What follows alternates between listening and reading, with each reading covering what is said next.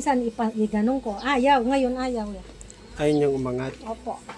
Kuya, baka masira to ah. Opo, ano niyo na po yan, no? Ikaw nang mag-ano. Hindi ko alam. Paano to kuya? Saan ba ito? Wait lang. Hindi ko alam kung alin dito sa dalawang yung nakasaksak. Kuha ko lang kayong electric fan. Opo, alisin ko na lang po. Tatanggalin mo muna. Opo. Tatanggalin mo na lang kuya. Sige po.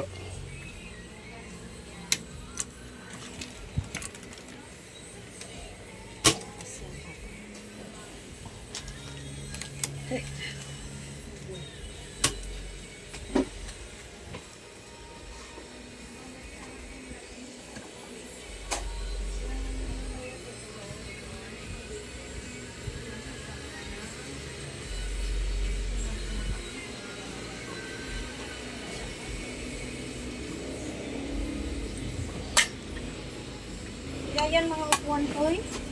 Opo. Ay, natanggal. Opo. Takot ako, baka masira. Bali, ito po ma'am, inangat ko to. Kali nang inagat ko. Ito yung, ito.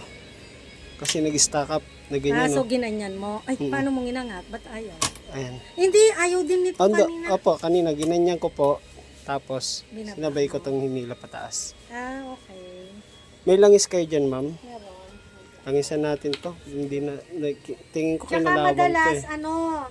dati kasi nagpuputol siya pag sa butones ng polo shirt dito sa taas. Mm. Nawala naman po yun. Ang nangyari naman, lagi nakabaon itong blade. Ginaganon ko lagi eh. Napapagod ako.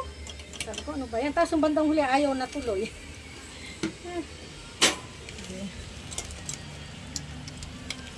Tingnan mo nga kung ma-on yan, nak. Baka iba yung nasaksak ko. Iba po. Yan. Ayan. So, anong kailangan mo? Langis. Opo, ma'am.